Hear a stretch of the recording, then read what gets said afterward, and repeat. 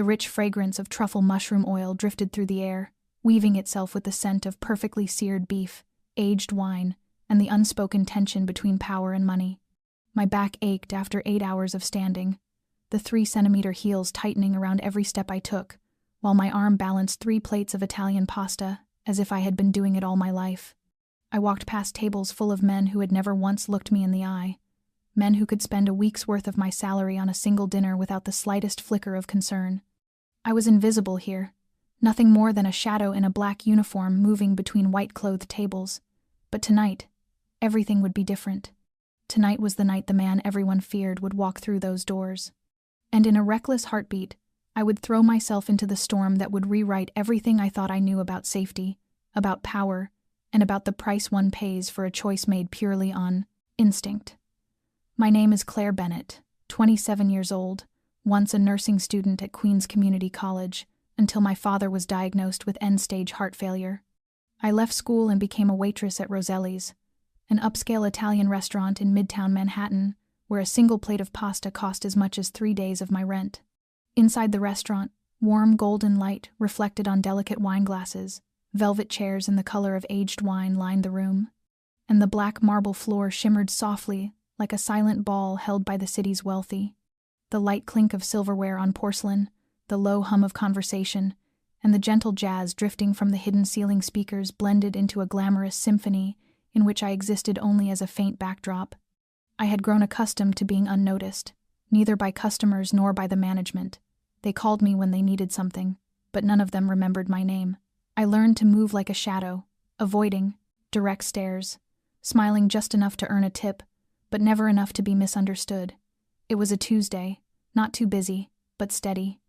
I had been serving since 4 o'clock in the afternoon, and now it was almost 10 at night. Every step stabbed into the soles of my feet like invisible needles. My neck throbbed from holding my posture, and my right wrist burned from carrying trays without pause. But I could not stop. I needed the money. I needed to pay for my father's medical bills. I needed to survive. Table 6 had just asked for more white wine. Table 12 wanted more bread. Table 9 wanted to change their dish because the pasta was slightly too soft for their taste. I swallowed my irritation and nodded like a programmed robot. Carlo, the bartender, glanced at me when I placed the tray of glasses on the counter. "You should take a break," he murmured. I gave him a thin smile. "Not tonight." He did not ask further. He knew when silence mattered. When I turned away, from the bar, I felt it.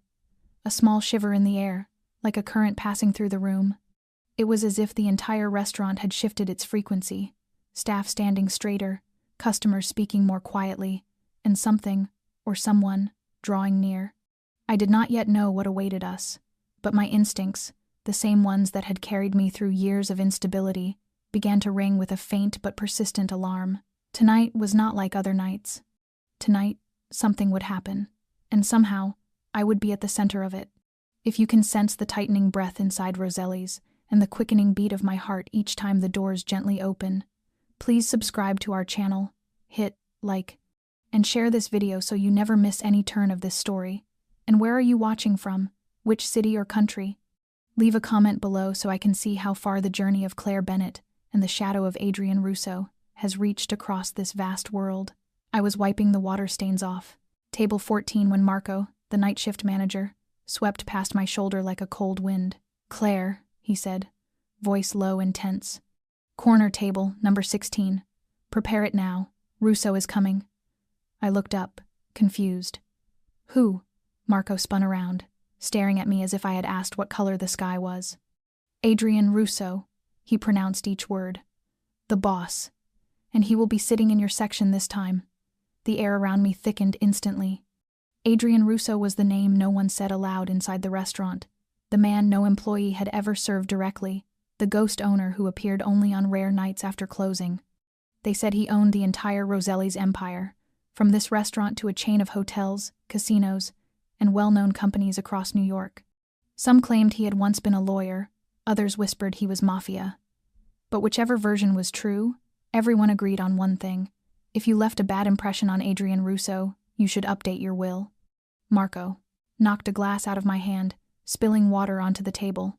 "Clean that up, change the tablecloth, use the silver-plated cutlery, not the steel set, Bordeaux wine glasses, not the standard ones. And stand up straight. Do not hunch like you are already dead. I immediately grabbed a fresh tablecloth and headed toward the storage cabinet. My heart pounded against my ribs as if trying to burst free. The atmosphere in the kitchen had shifted completely. Conversations were quieter, movements faster yet more precise. Carlo wiped the bar for the third time in just minutes. Another server tightened his tie even though no one required such formality. I returned to table 16. It was the most secluded corner of the restaurant, near an exposed brick wall and a large window overlooking the street. That spot was almost always marked as reserved, though no one ever sat there. I had never paid attention until now. I replaced the tablecloth, adjusted the glasses so they were perfectly Talon, symmetrical, and placed each fork and knife with millimeter precision. My hands trembled slightly. I could not tell whether from exhaustion, fear, or both. A minute later, Marco appeared beside me, the faint scent of cigarette smoke clinging to his breath. When he arrives, do not speak first. Do not ask questions. Only respond when spoken to. Do not look directly into his eyes unless he looks at you. If he asks for anything, even the most ridiculous request, do it immediately. Understand? I nodded, my mouth dry. How should I greet him? Marco frowned. Simple. Good evening. My name is Claire. I will be serving you tonight. But only once he is seated. Not before. I memorized every word as if learning a new alphabet. Each second stretched longer than the last. From where I stood, I could see the front door. The small bell chimed every time the revolving door opened. Each time someone walked in, I held my breath. But it was always familiar faces, businessmen, couples on dates, groups of friends in suits, laughing too loudly. None of them were Adrian Russo. I went back to serving other tables, forcing my hands not to tremble, though my mind kept drifting back to table 16. Marco suddenly walked briskly toward the entrance, buttoning his vest. I heard someone whisper, "He's here," like a passing breeze. No one gave orders, yet the entire restaurant shifted into a silent formation. Movements slowed, sharpened, as if everyone had become actors in a masterpiece, and the director had just stepped into the room. I swallowed hard, my fingers digging into my palms. For the first time in my life, I felt like a character at the beginning of a crime novel. And like all ominous first chapters, I knew nothing would ever be the same once he crossed that threshold. The glass door opened again, and this time the air seemed to freeze. 2 men in black suits entered first, their eyes sweeping across the room like living security scanners. Both wore small earpieces, their posture tense but unshowy, and one glance was enough to know they were not here to dine. And then he appeared. Adrian Russo. Tall, broad-shouldered, moving with a slow, steady confidence that made the entire room adjust its breathing to his pace. Light from the chandelier fell across his charcoal gray tailored suit, his polished black leather shoes gleaming like mirrors, the edge of an expensive Swiss watch catching the light at his wrist. His dark hair was swept back neatly, his face sharp-lined and resolute, and his eyes were what stopped my breath. Those deep, brown, almost black eyes did not scan the room like his guard's eyes did. They simply moved forward, unhurried, unbothered, accustomed to a world that aligned itself to his presence. No one spoke, but everyone felt the invisible weight he carried. Marco guided him to table 16, which I had prepared 10 minutes earlier. I stood a few steps away, fighting to keep the tray steady, though my tapey fingers had begun to numb. When Adrian Russo pulled out his chair and sat down, Marco turned back toward me. "Now," he whispered. I took a breath and walked forward on legs that felt carved from lead. Every step echoed inside my head like a warning drum. I stopped beside the table, careful not to spill a single drop of water from the glasses on my tray. "Good evening. My name is Claire. I will be serving you tonight. Would you like to begin with a drink, sir?" My voice was soft but clear, my hands steady around the tray, my gaze lowered to the space between his collar and his tie. He did not answer right away. I could feel his eyes on me, sweeping from head to toe, not crude but unapologetically assessing. In that brief moment, I felt stripped bare, as if every scar from my past, every worry, every sacrifice I had tucked away in silence was suddenly exposed beneath that gaze. Then he nodded, his voice deep, low, carrying a faint Italian undertone. A glass of Macallan. Neat. I memorized it instantly without writing anything down. Yes, sir. I turned to the man seated across from him, one of the two guards. And for you, sir? The same. I nodded and stepped back, moving with practiced grace, though my heartbeat thundered in my chest. As I passed Carlo at the bar, he only needed one glance to understand. Russo? Table 16. He reached for the bottle of Macallan on the high shelf, pouring the amber liquor into crystal glasses with hands that did not tremble at all. Do not look him in the eyes unless you must, he murmured as he handed me the tray. Do it quickly, do it right, and do not stay longer than you need to. I nodded and carried the tray back toward table 16, the two glasses gleaming warmly under the cool breath of the air conditioning. When I set the glass in front of Adrian Russo, he was reading some sort of document, the light falling across his hand, revealing the veins beneath his sun-touched. I could not tell whether he noticed my presence a second time until he suddenly lifted his head. Those eyes met mine again. There was no smile, no nod, only a look strong enough to make my back straighten by a few centimeters. I stepped away, neither slow nor hurried, then turned to continue serving the other tables, yet the weight of that gaze remained imprinted on me like a mark that would not fade. I had served hundreds of people over the past 8 months, but no one had ever made me feel so shaken and so sharply aware at the same time. And instinctively, I knew this was only the beginning. I tried to fall back into the rhythm of the dining room after leaving table 16, but the echo of his final look lingered in my mind. It was not curiosity or polite acknowledgement like so many other guests. It was a deep, assessing kind of attention, as if he were reading me like a detailed report. I walked between the remaining tables, refilling wine, replacing plates, checking, napkins, always keeping my eyes controlled, never once glancing back toward the corner where Adrian Russo sat. I knew exactly how thin the line was between noticing and being caught. Marco came toward me, his whisper brushing the back of my neck like a cold draft. Russo will order soon. Be ready. Do not ask him to repeat if he speaks too fast. Memorize it. Do not repeat it back to him. I only nodded. My stomach tightened, not from hunger but from a pressure that wrapped tightly around my chest. I retrieved the genuine leather menu, kept separately in the drawer, smoothed my hair behind my ears, and walked toward table 16 with a rehearsed smile. Are you ready to order, sir? Adrian Russo did not look at me right away. He continued studying the dark brown folder in front of him, as if my question were nothing more than a faint buzz in the room. One beat of silence. A second. Then he closed the folder and set it aside. Ribeye. Medium. No sauce. Steamed vegetables. No. Butter. He paused for a moment, glancing at me for the first time since I returned. And a serving of gnocchi for the man across from me. I nodded slightly, memorizing every word, silently grateful my mind had not frozen. Yes, sir. I will bring this to the kitchen immediately. I had just turned to leave when his voice cut cleanly through the space, low and steady. Claire, correct? I turned back, pausing for half a second. Yes, sir. He nodded, his gaze holding mine. How long have you worked here? I swallowed, trying to steady my voice. Almost 8 months, sir. Before that?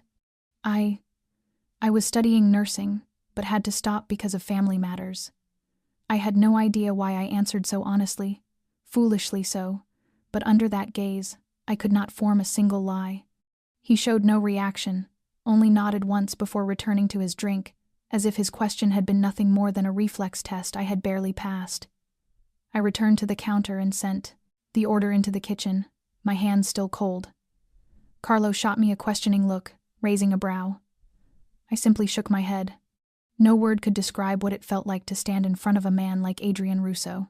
He did not need to raise his voice, did not need sharp words or any showy gesture. He walked into a space and everyone immediately knew who he was. Not because of reputation alone, but because of the absolute control that radiated from his breath, his gaze, every smallest movement. Something about him made people shrink, straighten, sharpen, as if his very existence measured those around him. A moment later, I returned to his table to pour water. They remained silent, hardly speaking at all. The man across from him stared at the menu as though reading it, but I was certain he remembered none of it. Russo sat still, unblinking, without any unnecessary motion. Suddenly he spoke, without looking at me, Claire. I stopped pouring. Yes, sir. How do they treat you? Here? I froze. Not at the question, but at the feeling of being stripped open again. Normally, sir. I am just an employee. He tilted his head slightly, still not looking at me. No one is just anything. I did not know how to respond. The sentence was simple, yet it echoed in my mind longer than anything I had heard in this restaurant. And when I walked away, my heart beat faster, not from fear, but because for the first time, I saw myself reflected in the eyes of a man whose name made an entire city bow. Adrian Russo was not just a guest. He was the center of a world I never imagined stepping into, and perhaps he had just opened its first door for me.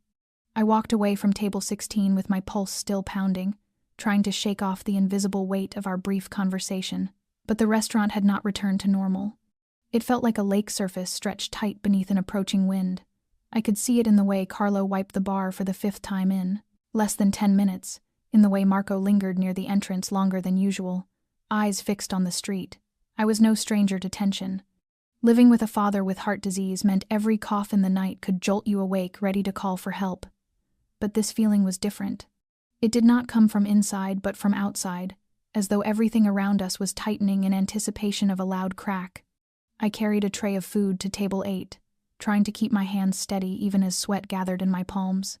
On my way back toward the kitchen, I glanced toward the entrance on instinct, and that was when I saw them. A group of 4 men had just walked in, dressed in dark suits, unremarkable compared to most at Roselli's, yet something about them caught my attention immediately. Perhaps it was the way they stood just inside the door for a few seconds, as if measuring the room. Perhaps it was the eyes of the man in front, scanning each table as though searching for someone specific. Or perhaps it was my instinct speaking, the instinct honed through nights waiting for my father to wake from chest pains, through years of stretching every penny, through months of reading customers' faces to predict who might snap over a poorly mixed lemonade. Marco had noticed them too. I saw him pull out his phone, his finger sliding fast across the screen while his eyes stayed locked on the group. They were seated at table 11, across from Russo's table. Not too close to be obvious, but close enough to watch. I returned to the dining room with fresh water for table 4, stealing quick glances toward table 11. One of the men leaned back in his chair, pretending to read the menu, but his eyes flicked toward table 16 every few seconds. He had short black hair, a small scar along his jaw as if from a knife, and his fingers rested lightly on the rim of his water glass without drinking. I had seen that expression before, not on someone out for a pleasant dinner. That was the look of someone assessing, calculating, prepared to act. As I walked past Russo's table on my way to the table beside it, I noticed his bodyguard shift subtly, his shoulders tightening, his eyes fixed on table 11. I did not stop, but my pulse quickened instantly. A cold tremor worked down my spine. Adrian Russo, however, appeared unbothered. He sat upright, speaking quietly with the man across from him. One hand held his glass, the other rested lightly on the table, but I noticed his gaze was not on the man speaking. It was angled toward the reflective glass behind me. He knew. He had known from the start. And in that moment, I realized we were all inside a game of chess whose rules I did not understand, and I had no idea whether I was a player or a pawn. I returned to the bar, setting the tray down as my palms grew slick. Carlo gave me a look. "You saw them, didn't you?" I nodded faintly. "They're not here to eat." Carlo glanced past me, his voice low like a breath. "Stay calm. If something happens, crouch down and crawl into the kitchen. Do not watch. Do not hesitate." I nodded, swallowing the panic pushing up inside me. No one said what they feared, but everyone understood. Something was coming. The air in the restaurant felt like a tightened violin string, ready to snap at the slightest touch. And I was standing directly in its center. I remained behind the bar, gripping the cloth so tightly my knuckles turned white. My eyes stayed fixed on table 11, where the 4 men sat like figures placed precisely for a scene already written. The man with the scar pulled out his phone but did not look at it, letting it rest on the table with one finger tapping lightly against its edge like a ticking countdown. That steady tap made my stomach clench. I glanced at table 16. Adrian Russo still sat tall, the warm yellow light of the restaurant deepening the shadows in his dark eyes. One hand around his glass, the other, brushing the edge of the tablecloth as though weighing an invisible move. The atmosphere thickened, like all the windows had been shut, and the air drawn out of the room, leaving a deadly quiet behind. I stepped out from behind the bar, trying to appear normal as I carried 2 cocktails to table 5. When I walked past table 11, one of the men adjusted his collar. A small gesture, but wrong. And then I saw it. A faint glint of light from the corner of the room, reflecting sharply off something metallic held by the man with the scar at table 11. A reflection that darted quickly toward Adrian Russo's chest. I did not think. I did not reason. Instinct ran faster than thought. The cocktails slipped from my hand as I turned, lunging toward table 16 in a blind, desperate slide. In a strange, stretched moment, the world slowed. I saw his eyes widen, not in fear but in surprise. I saw his bodyguard jolt, reaching inside his jacket, and I saw the glint sharpen, pointing directly at him, moving slowly, as if taking aim at each rib. I screamed, "Watch out!" and shoved his shoulder at the exact moment the shot rang out. The sound was not like in the movies, not booming or dramatic. It was sharp, cold, metallic. Glass shattered. A corner of the chandelier splintered, scattering fragments like glittering sparks. Our bodies crashed backward, the chair flipping, my weight pressing over him in tangled chaos. Someone screamed. Someone slammed a table. Someone shouted, "Call the police." I felt Adrian's breath near my ear, his chest rising hard beneath me. I saw no blood. I felt no pain. But my ears rang, and the entire world became nothing but a drumbeat pounding inside my skull. His bodyguard drew his gun, shouting, "Down!" as I scrambled off to the side. Adrian pushed himself up, one hand landing briefly on my shoulder, checking, before pulling away. His eyes found mine, and they were no longer calm. Something else was there. Officers burst into the restaurant. Someone from the kitchen ran out. Marco shouted something about the security cameras. The front doors slammed shut, one of the guards locking the bolt, then positioning himself before it like a living wall. I was pulled back, swept away from Adrian by the panicked crowd, but his eyes stayed on me through every shifting gap between fleeing bodies. I no longer remember how long I stood there. I do not clearly recall who touched me or who asked me questions, but I remember the way his gaze held mine. It was no longer the gaze of a powerful man appraising a waitress. It was the look of someone who had just survived death and was staring at the person who pulled him out of its path. The whole room dimmed beneath the sound of ragged breaths and the distant echo of sirens. And I, an invisible girl in this vast city, was for the first time seen as someone who could alter the fate of another human being, perhaps forever. The first sound I truly heard after the gunshot was the wail of police sirens echoing from the end of the street, mingling with the frantic clatter of people inside the restaurant backing away, searching for shelter behind tables, chairs, the bar counter, or anything that might shield them. I was still sitting on the floor near table 16, my knees scraped, my shirt stained with splashes of red wine from the fallen glass. The chandelier above, struck by the bullet, flickered weakly as if dying. No one dared to scream loudly, yet everything was chaotic like a disturbed hive. Adrian's bodyguard was already standing in front of him, his eyes sweeping the room with a hard, predatory glare, while the other guard pressed himself against the glass door, gun still drawn, ready to fire again if danger returned.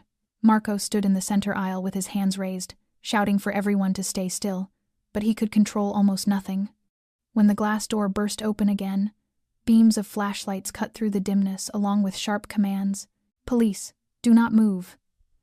A team of 5 officers in bulletproof vests stormed inside, each taking a position with the precision of a unit that had rehearsed this moment hundreds of times.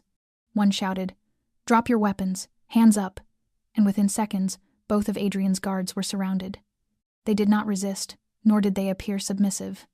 Weapons were placed gently on the floor, hands lifted, eyes still sharp with vigilance. Adrian Russo rose slowly, dusting off the part of his jacket that had been dirtied, then lifted his hands as well. He did not panic. In fact, he looked like someone who had lived through such moments more than once in his life. A flashlight swung toward me, making me squint instinctively. An officer approached, gripping my arm. "Are you an employee?" I nodded, my voice barely a whisper. "Yes, I'm a server. Come with me. You need to be separated for questioning." As I was pulled away, I glanced back toward Adrian. Even with a reported cordon of officers, guns, Lights, crackling radios, and tense faces surrounding him. His eyes never left mine. He said nothing. But I felt something in that gaze, like a small thread still tied between two people who had just shared a moment between life and death. Then I was pulled behind a wall. I was taken into the kitchen, where a cluster of people were being held. Guests, cooks, assistants, Carlo, and Marco. Everyone looked shaken, smudged with dust or wine, but unhurt. An officer began writing down our names.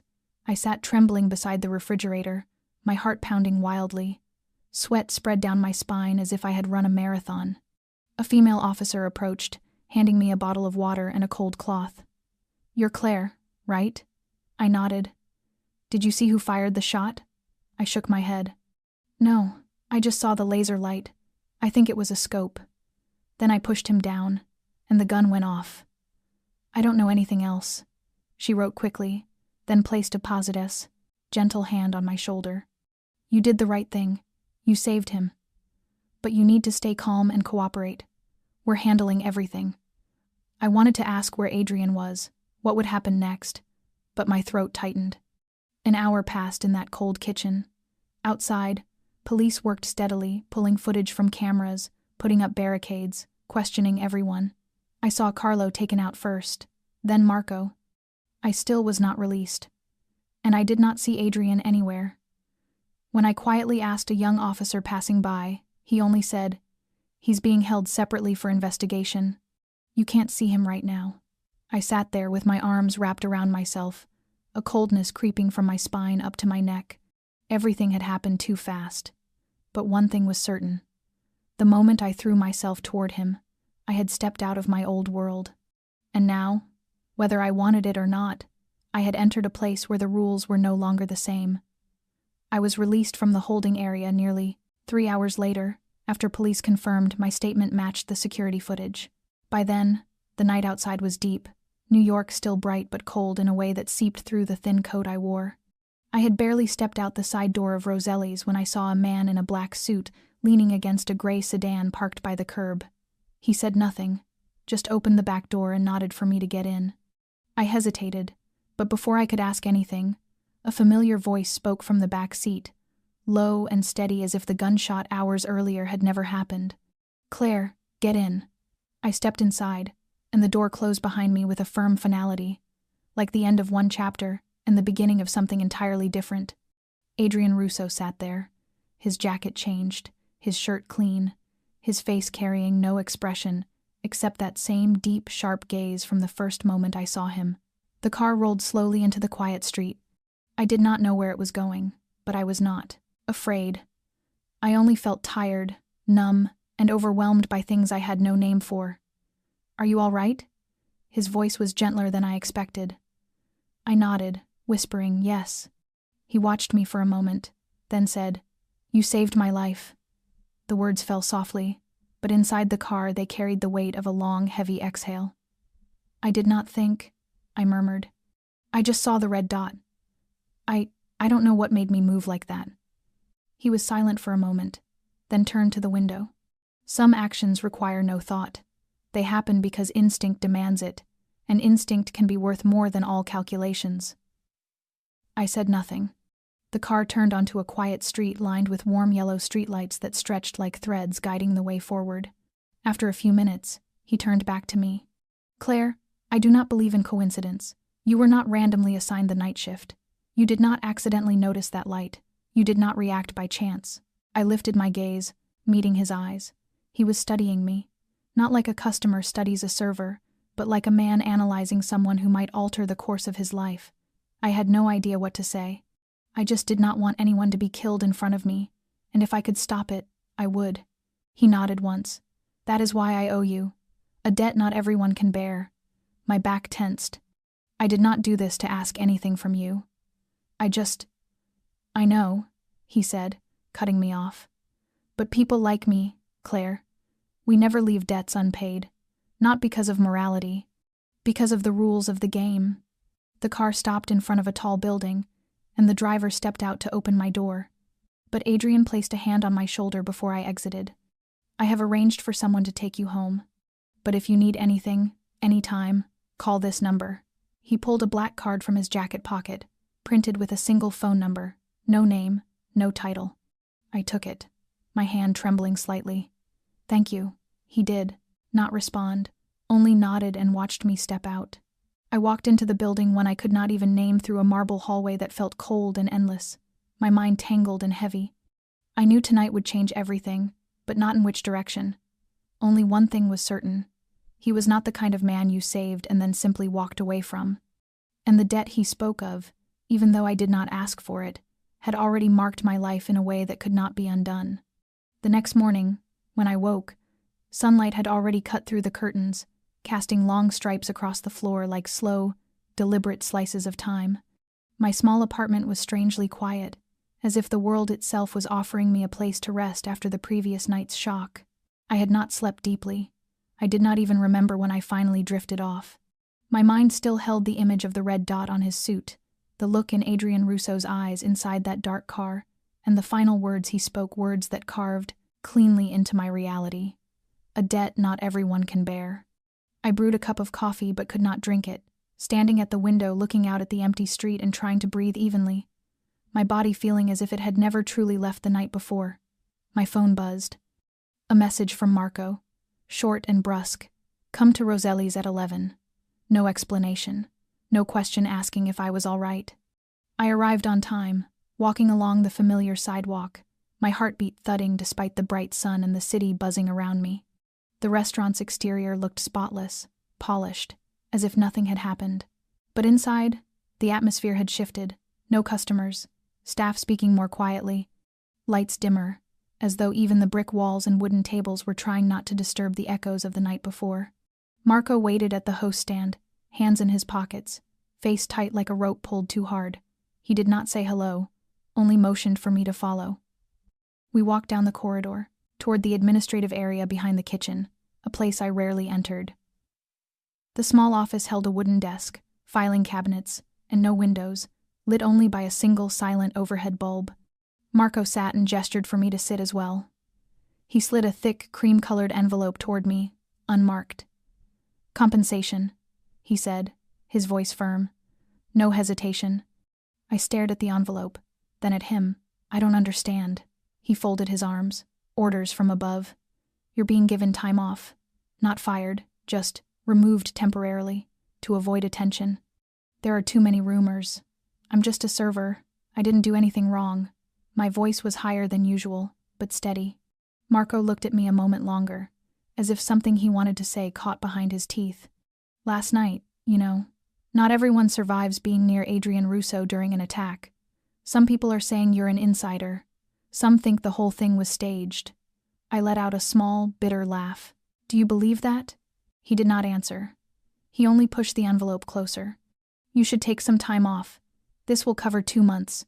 Do not come back until instructed." I looked at the envelope, then picked it up. Heavy. I did not need to open it to know how much was inside. Far too much for an ordinary waitress. Just enough to keep someone silent. I rose to my feet, gripping the edge of the envelope. I did not ask for his money. Marco still said nothing, his eyes fixed on the table. When I turned and walked out of the room, my steps felt light but my chest felt unbearably heavy. No thank you. No good luck. No comforting gesture. No handshake. I walked through the kitchen, past the dining area, past the half-curious, half-secretive glances. I left Roselli's like someone cut loose from a part of her life, neither fired nor fully choosing to leave. Everything hung suspended between 2 worlds. One world was the safe, worn life I had once known. The other was something moving toward me, quietly but certainly.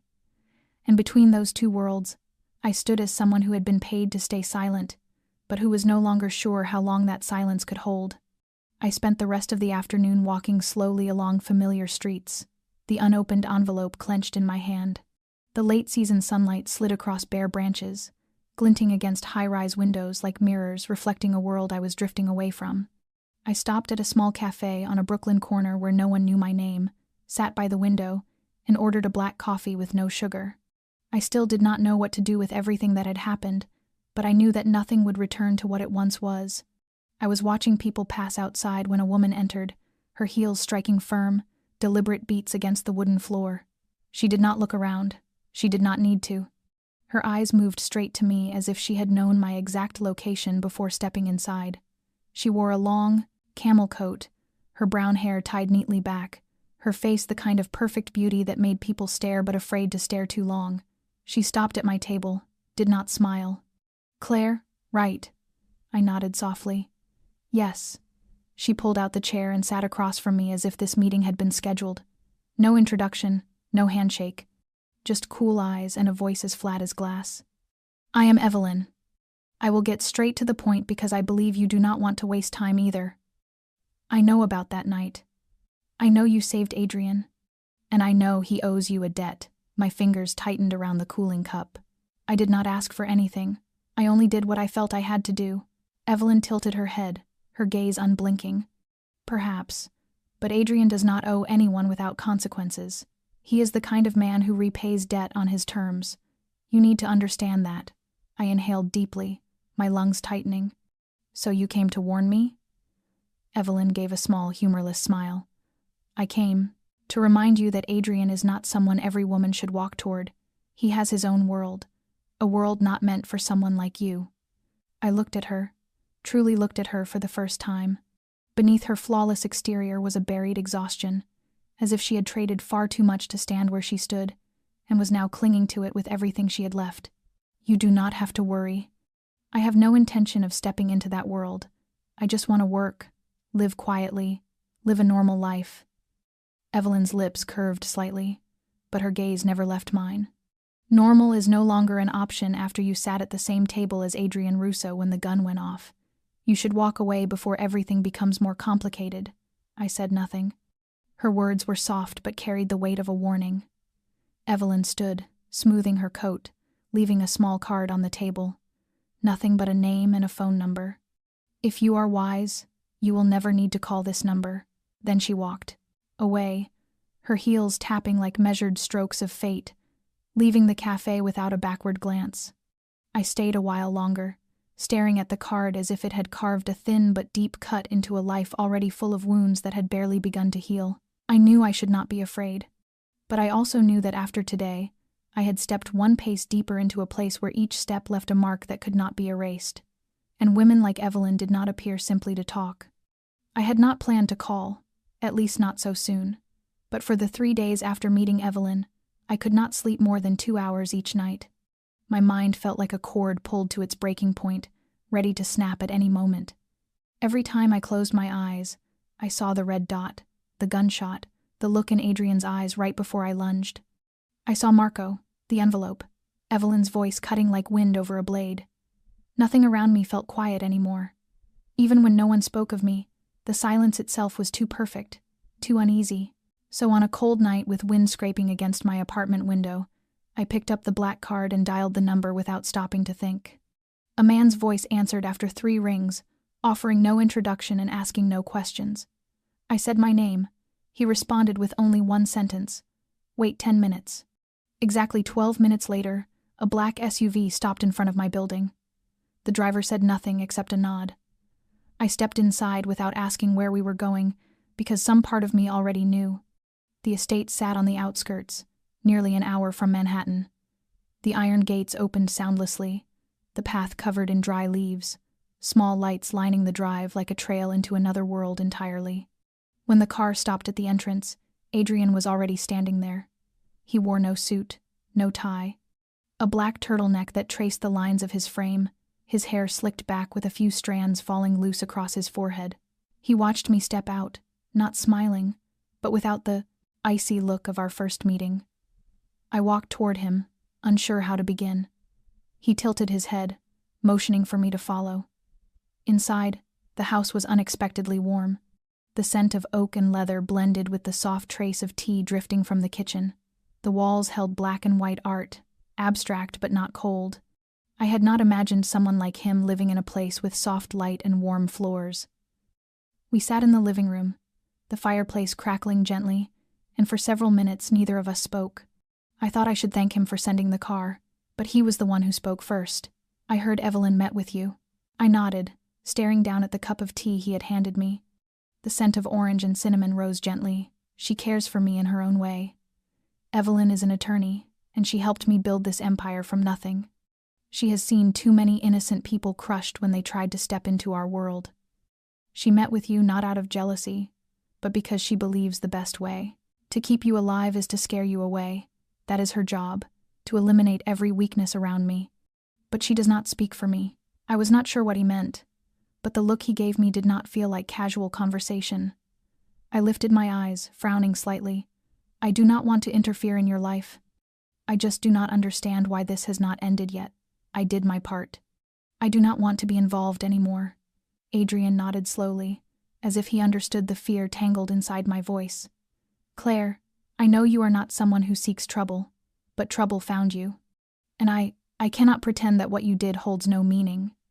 He paused, setting his cup down, intertwining his fingers, his voice lower and slower than usual. You made me rethink a few things. I live surrounded by people I never turn my back on. I sleep with a gun in my drawer. I check every stranger's shadow behind me. And then a girl with nothing but instinct threw herself in front of a bullet meant to kill me at my own table. That is not just an action. It is a nature. I looked at him longer than I had ever dared. Not out of curiosity, but because something in his voice made me want to believe him. I did not save you because of who you are. I saved you because I saw someone about to die and I could not bear it. I know.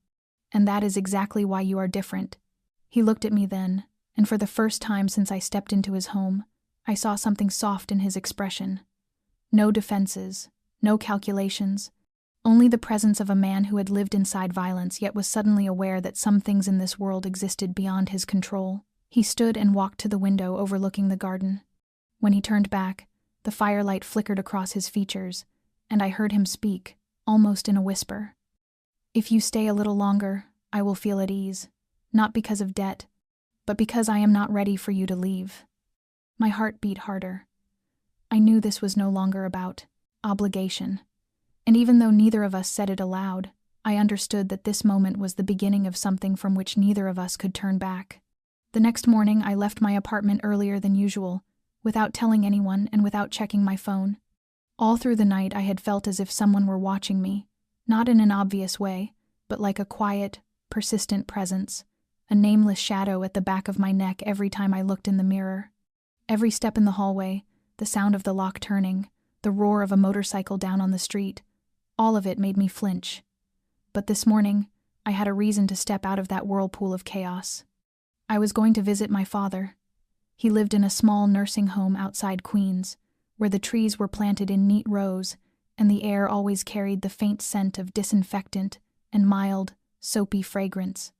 I had called ahead, but when I walked into the lobby, the receptionist smiled and called me by name as if she had been expecting me. She even said I did not need to bring anything because everything had already been prepared. That sentence made me pause for a heartbeat. I had never told anyone clearly that I would be coming today. My father's room was unusually bright. The curtains were drawn back, the window open to let in the breeze, the sheets fresh and crisp, the bedside table set with a glass bowl of sliced fruit beside a still warm water carafe.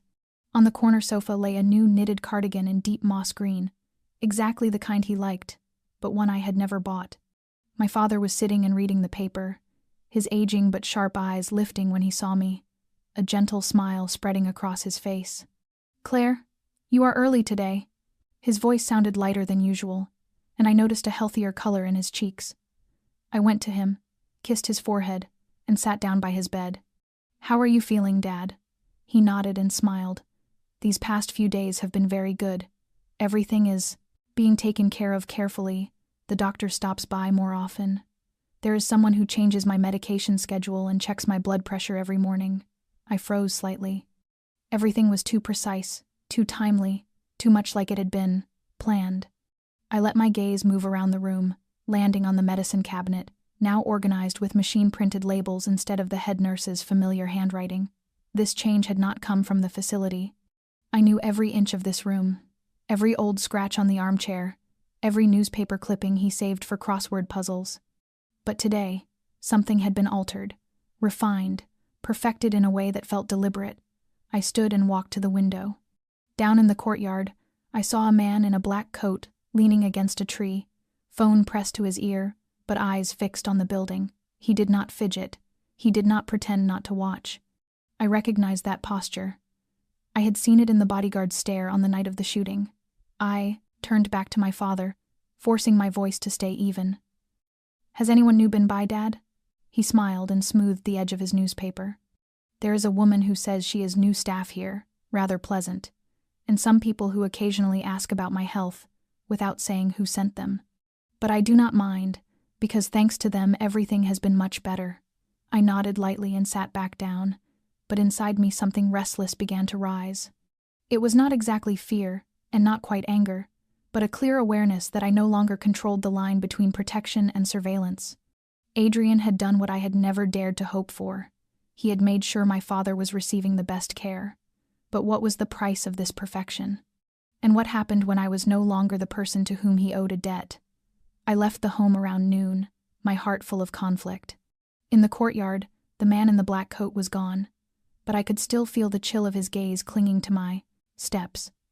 I knew I was no longer alone, and that knowledge brought no comfort. It was the constant presence of a shadow growing larger, slowly, but surely. 3 days after I visited my father at the nursing home, I received a brief message from an unknown number. "Do not worry, but tonight you should have dinner with me." I knew who it was, without saving the number and without needing to reply. At 6 p.m, the familiar car waited in front of my building, the same driver, his face stern and silent for the entire ride. This time we did not go to the house in the suburbs, but to a penthouse on the top floor of an old hotel overlooking the Central Park. A private elevator opened into a space bathed in golden light, dark wood, and old paintings in frames with worn gilt edges. Adrian stood near the window in a white shirt, hands in his pockets, his shoulders slightly relaxed like a man lost in distant thoughts. When I stepped in, he turned, his eyes still the same, deep as ever, but tonight there was something different. Not power, not suspicion, a kind of understanding. "You came." He pulled out a chair for me, the scent of leather and polished wood lingering in the air. Dinner was simple, with no servants, no expensive wine, only 2 plates of hot pasta and a glass of lemonade. I was surprised. He gave me a faint smile, as if he had read that thought in my eyes. "You think I only eat dishes with names long enough to fill 4 lines on a menu?" I smiled for the first time since the night of the shooting. "I suppose I did." Adrian nodded, then ate quietly. No rush, no pretense, no performance. The silence between us was just enough for me to breathe. After we finished, we stayed by the window, watching the city lights flare up against the dark. He poured me a light white wine, its scent gentle but enough to loosen the knots in my chest. He told me about his early years in New York, when he was young, with nothing but a name and a family he was bound to protect. There was no pride in his voice, no boasting of victories, only a man recounting his past the way someone might examine old scars, aching and familiar all at once. "I do not know why I am here," I said, after a long stretch of silence. He turned to me, his gaze deepening. "I think maybe I am trying to understand why you are not like everything I have ever known about men like you." Adrian laughed softly. "You think I should fit some mold. A hard man, emotionless, in control of everything and never yielding." I nodded, though I was not sure that was exactly what I believed. He looked back out at the skyline, turning his glass slowly between his fingers. "There was a time I thought the same. That to survive, you had to be steel, but steel breaks. Only something truly alive can bend and keep going." I watched him then, not as a symbol of power, but as a man carrying the weight and loneliness that power always seems to demand. I saw how tired he was, not in his body, but deep in his bones. He did not say it, but I recognized it. I had seen the same look in my father's eyes on the nights he doubted he could keep fighting his sickness and the burden of raising me.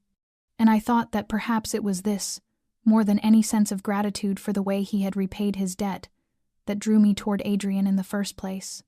When he looked at me again, his gaze lingering a heartbeat longer at the corner of my mouth, I did not turn away.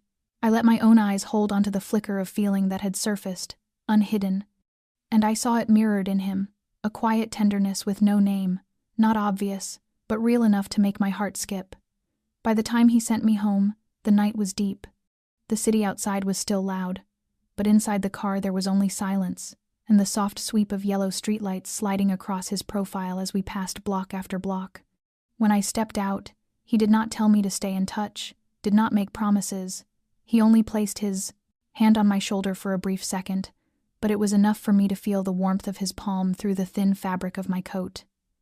I walked into my building, and for the first time in days, I did not feel afraid. I knew everything was still complicated, that there were still more questions than answers, but I also knew I had just glimpsed something human in a man everyone believed had no heart. And in a strange way, that made me feel less alone. The message arrived at 5 a.m, while I was still curled beneath the blanket, not fully awake. An unfamiliar number lit my screen with only 3 words: East Warehouse, now. Almost at the same moment, my phone rang, and this time it was Adrian's voice. "Claire, do not leave your apartment." I had grown used to his brevity, but his tone now was unlike any I had heard before, low and tight, as if restraining something on the verge of breaking loose. I jolted upright and looked out the window. The sky was still dark, rain, streaking down the glass as if trying to wash away what was happening somewhere I could not see. The news broke less than an hour later. An explosion at a warehouse in Red Hook, no details beyond fatalities and a vague mention of a dispute between 2 unofficial groups. They did not say Mafia, but everyone understood. And I knew, without any doubt, that it was Adrian's warehouse.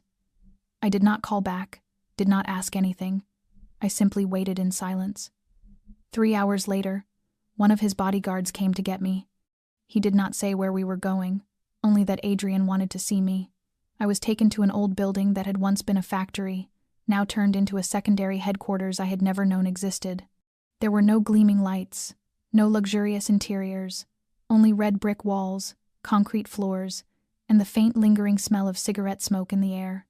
Adrian stood in the middle of an old meeting room, a map of the city spread across the table, surrounded by satellite photo, printouts, transport diagrams, and thick folders. He did not turn when I entered, only gestured toward an empty chair. I sat down and waited without a word. When he finally faced me, his eyes were bloodshot, not from lack of sleep, but from fury packed so tightly it was beginning to spill over. 4 people were dead. 2 were men loyal to him, men I had seen during previous meetings. 1 was a new driver, still so young. The last was Luca, the man who had saved Adrian's life twice in the past, the man he treated like a younger brother. My throat dried as soon as I heard the name. Adrian did not need to explain, because I knew this death was no accident. He sat beside me, his hands clasped, his back bending slightly forward, his gaze fixed on the table as if nailed to it. They struck at 3 a.m, choosing the least protected warehouse, not because it was easy, but because they wanted to send a message. I know who is behind it. And this time, I will not let it go. I said nothing. The rage around him was not the kind that reason or comfort could soothe. It was born of loss, betrayal, and the unbearable realization that the world had slipped out of his control. And for a man like Adrian, losing control hurt more than any physical wound. He stood and walked to the map, pointing at a spot near the docks. "I will take everything back. Not for the warehouse, but for my people. No one touches what is mine without paying the price." When he turned to look at me, his voice was neither cold nor angry for the first time, but weighed down by exhaustion and grief. "Claire, you can leave. You owe me nothing. But I owe my people justice, and justice does not always come from a courtroom." I stared at him, my chest tightening. In his eyes I saw real pain. No mask of power, no facade of status, only a man who had lost those closest to him and now had to turn himself into steel to survive a world with no room for softness. I did not leave. I stayed beside him, asking nothing, urging nothing, simply letting him know he was not entirely alone while the storm gathered around him. And in that quiet moment, surrounded by strategic maps and freshly printed explosion photos, I realized I had gone too far to turn back, and I no longer wanted to turn back anyway. When night deepened, Adrian sent a car for me, with no message beforehand, no destination given, just a familiar nod from the driver and a cold glance from the bodyguard in the front seat. I did not ask. I simply stepped inside. The car's interior was the same as the first time clean, the faint scent of new leather lingering, but the air had changed. It was tight, heavy, silent enough for me to hear my own heartbeat with every turn the car made. We left the city, driving into a sparse suburb where streetlights thinned out, then onto a dirt road leading to a quiet wooden cabin hidden among pine trees. When the car stopped, Adrian was already waiting on the porch, his hands tucked in, his pockets, his body merging with the darkness but his gaze sharp as a concealed blade. I stepped out, and before I could ask anything, he motioned for me to follow. The wooden door opened to a warm, bright interior where the scent of burning firewood mixed with hot tea from the kitchen. The space was small but sturdy, every object placed with care, from the old but spotless leather sofa to the wooden shelves filled with yellowed books. He handed me a cup of tea, pointed to a chair by the fireplace, and sat across from me, arms folded as if holding something inside that might break loose. I knew he was about to tell me the one thing I had feared most, and the look in his eyes confirmed it. "Claire, I cannot keep you safe in the city anymore. They have crossed the line. They know who you are. They know what you mean to me." I felt the blood in my body turn cold. "They, who?" My voice cracked with tension. He lifted his gaze to mine, unflinching. "Santino. His family was once an ally. Now they are the ones striking from the shadows. The explosion in Red Hook was only the beginning. And you are the psychological weapon he wants to use to unbalance me." My fingers tightened around the teacup, turning numb. "I am just an ordinary person." "Why me?" Adrian bowed his head slightly, his voice slowing. "Because you are not part of this world, and that makes you the only weakness I have. No one dares strike me directly. But if it is someone I care about, he knows it will throw me off balance."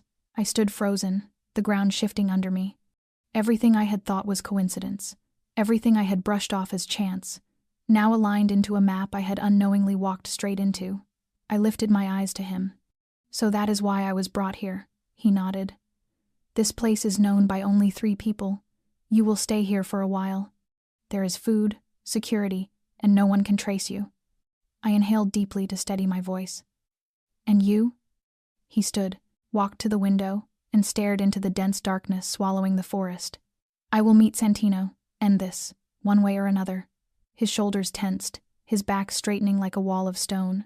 I knew that posture. It was the stance of a man stepping into a battle with no guarantee of return. I walked closer and placed my hand on his arm, feeling the tightness of his muscles and the faint cold beneath the thin sweater. He turned, looking at me with something in his eyes I could not name, except that it was nothing he had shown anyone else. "You being safe is enough for me to do anything." I did not reply. I simply nodded, stepped back, and let him leave, letting the wooden door close between us. But I knew this was not a retreat. It was the warning before the real storm hit. And this time, if Adrian fell, there would be no one standing between me and that world. I did not know how long I stayed in the cabin. Maybe 3 days, maybe 5. Time here did not move with the rhythm of the outside world. There were no car horns, no relentless news updates, no one knocking on the door. Only the sound of wind through the pines, firewood crackling at night, and the terrifying silence of someone waiting for something unnamed.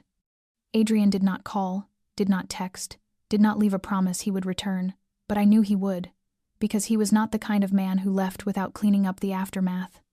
Because he had once looked at me with the eyes of someone who could not bear another loss in a life already carved with them, and I no longer dared pretend that what I felt was simple concern. I missed him. Not the authority, not the cold poise or the unspoken influence he carried like another skin. I missed the way his silence made me feel safe. I missed the brief touch of his hand that night he brought me home. I missed the low, slow voice that felt like a breath held in the dark. I began waking early, brewing coffee, and setting aside a second cup on the chair.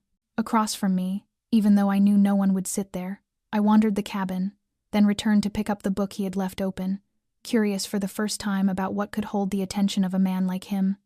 Inside I found a slip of paper tucked between pages, his handwriting neat and slanted. "Do not trust anyone who has never lost something. They have never had to choose what deserves to be kept." I stared at those words for a long time, eyes fixed on the blank space of the wall ahead. Maybe he had once lost someone. Maybe that was why he understood that my presence in his life was not an accident. On the 6th day, the black car appeared without a sound. I heard the crunch of tires on gravel before I saw him step out. It was still Adrian, his gaze unchanged, but his face noticeably thinner, his cheeks hollowed, and a faint haze of fatigue in his eyes. He wore no vest, just an old gray sweater and a thin coat over his shoulder, like a man returning from a long journey with no need for witnesses. I opened the door before he could knock. His eyes rested on me for a single second, then he stepped inside without a word. We stood facing each other in the small kitchen, the scent of tea still lingering in the air. He set his hand on the table, as if steadying himself. I did not ask what happened. I knew he had done what needed to be done. But when he finally looked up at me, his voice hoarse, as though torn from deep inside, I knew this time was different. I thought I had grown used to losing people. I was wrong. Every time hurts like the first. I stepped closer, placing my hand over his. His skin was cold and trembling faintly. He gripped my hand tighter than I expected. "Claire, I cannot promise I can protect you forever. I cannot pull you completely out of what I am. But if I had to choose one person to worry about, to think of first when danger comes, I would choose no one else but you." It was not a declaration of love, not the kind of confession found in movies I had watched as a child. There were no flowers, no glittering eyes, no swelling music. It was the confession of a man who had lived long enough to know that real affection does not come wrapped in beautiful words, but in the choice of who you run toward, who you want to survive for, who you want to keep safe, even when the world is breaking. I said nothing. I simply tightened my hand around his, then wrapped my arms around him. He did not push me away.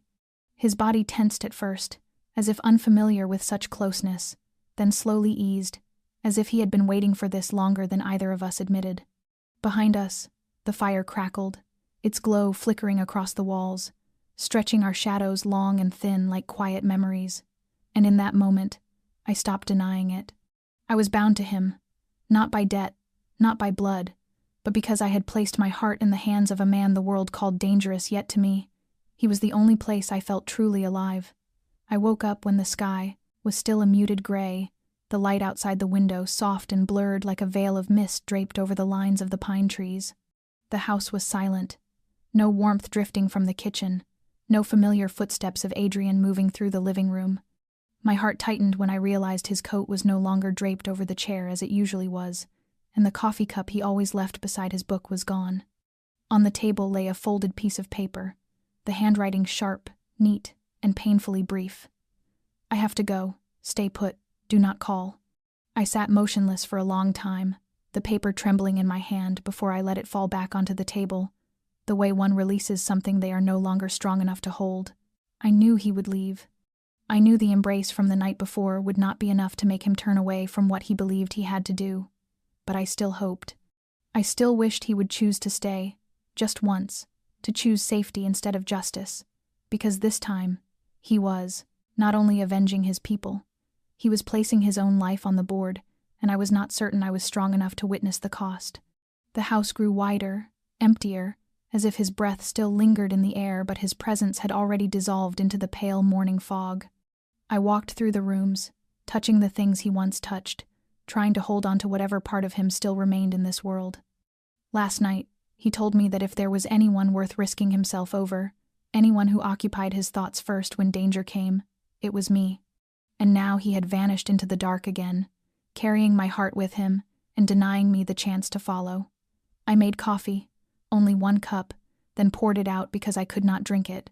I sat by the fireplace, watching the embers fade without reading, without music, without calling anyone. I knew better than anyone that if I tried to find him, I would only make things worse. Adrian left no traces when he did not want to be found. But, knowing that did nothing to ease the fear. Instead, it gnawed at every hour, every minute, like an unrelenting ticking inside my skull. I imagined him somewhere in the narrow back alleys of the city, or in the basement of an abandoned building where justice was not defined by courts or police, but by silent exchanges between glances and guns. I pictured him standing alone in front of Santino, the man who betrayed him and killed someone he loved like family. I saw him cold, precise, but achingly solitary, and it made me want to run to him just to hold his hand in that moment. I did not know when he would return, or if he would return at all, and that uncertainty was the thing I feared most. Not the darkness, not the danger, but the thought of losing something I had just begun to understand, just begun to admit, just begun to let seep into every part of me. I had never loved anyone this way. Loved through silence, through fear, through the things I could not say. I loved Adrian not because he protected me, but because he let me see his wounds and did not turn away from my gaze. I loved him because he did not hide his battles, because he made no promises about survival, yet he still walked forward, still fought, still tried to keep me outside the spiral of violence that defined his life. When the sun rose higher, I stood by the window, placing my hand on the cold glass. Outside, the pine forest stretched endlessly, framed by a road with no clear destination. But I knew that wherever he was in that chaotic world, my heart was already with him. And I would wait, not as a fragile woman trembling in fear, but as someone who had chosen to believe in a man who once stepped out of the shadows just to love, even if only once in his life. Night fell, and rain began to tap softly on the roof, each drop steady like the heartbeat of someone worn thin. I sat motionless beside the fireplace that had long grown cold, my hands clutching the wool scarf he had left behind, the faded warmth in its fibers no longer enough to keep me from shivering with worry. I had not slept in 2 nights, drifting only in brief moments between memories and dread. When I heard the sound of a car rolling over the gravel outside in the stillness of the night, I thought I was imagining it. But then the engine stopped, a door closed, and a moment later, a soft knock echoed through the quiet like a pulse returning to life. I opened the door.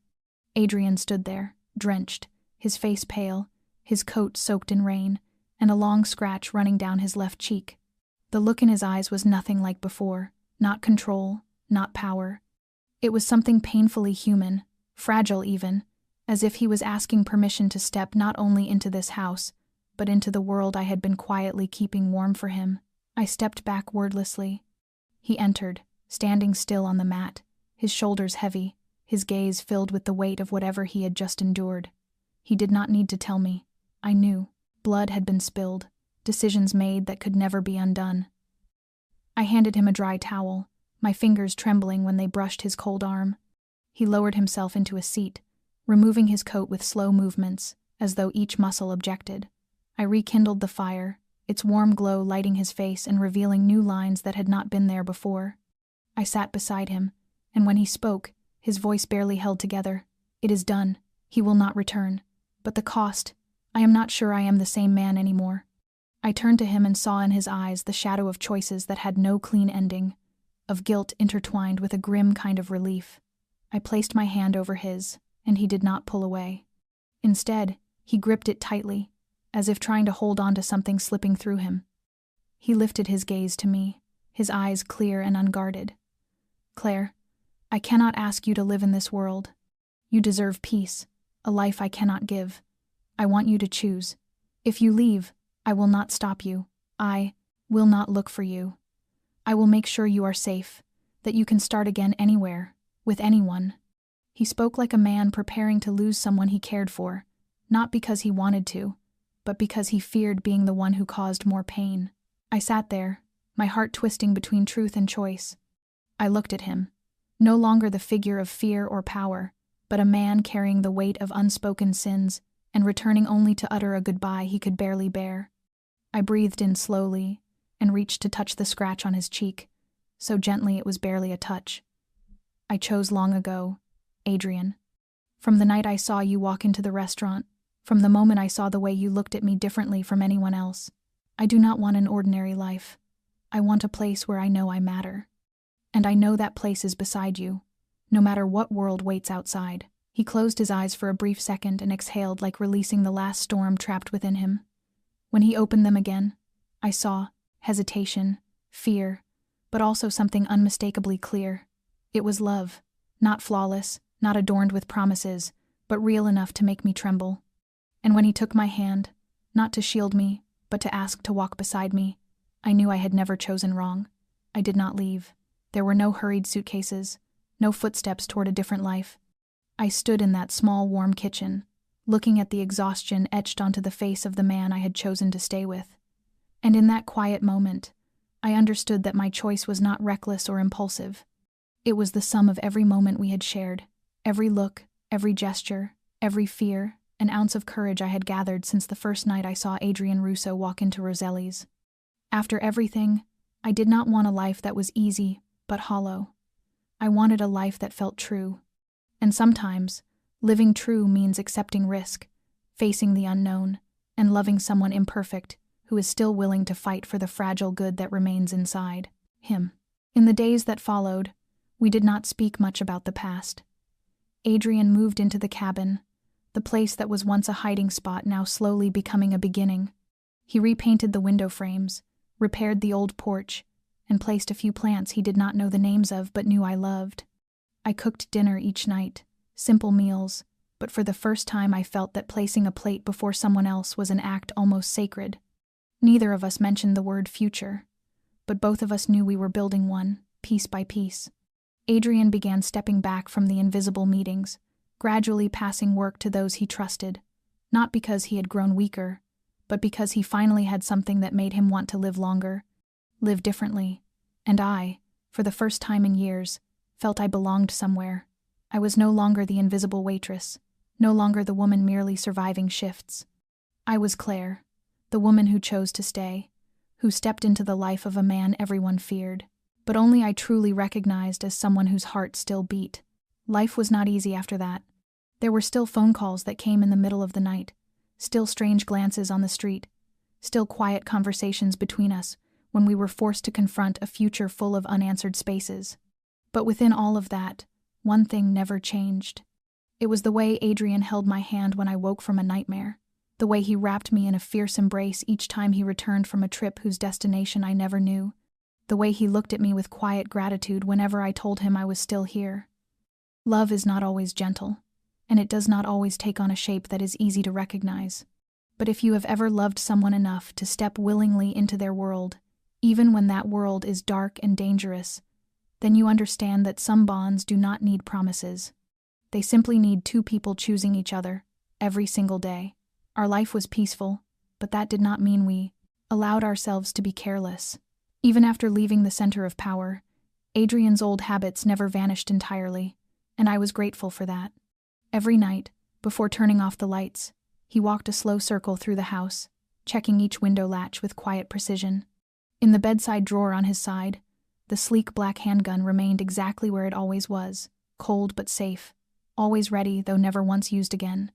And sometimes, when I stood on the porch looking out toward the dark edge of the forest, I still caught the faint flash of headlights blinking once before disappearing completely, a silent signal from the loyal guards who continued to watch the outer perimeter day and night. We did not live in fear, but we lived with an honest understanding. This happiness was fragile and precious, and we needed to be strong enough to protect it. My story with Adrian does not have a fairy tale ending, but it has a beautiful truth, that everyone deserves to find a place where they belong, even if it comes late. You may feel lost, afraid, or invisible in the eyes of others, but believe me, sometimes one unexpected action, one moment of courage, can shift the entire trajectory of your life. And if someone truly sees you, truly loves the parts of you that you are too afraid to say out loud, then please, do not walk away. Thank you for listening to this emotional story today. How do you feel about the journey of Claire and Adrian? In real life, have you ever met someone who made you feel that you mattered? Please share your thoughts in the comments so we can listen to what lies deep in your heart. If this story touched something inside you, please like the video, share it with someone you care about, and do not forget to subscribe to our channel to enjoy more meaningful and inspiring stories every day. Today's story is not just about love, but about choice, about courage, about facing yourself, and the true desires of your heart.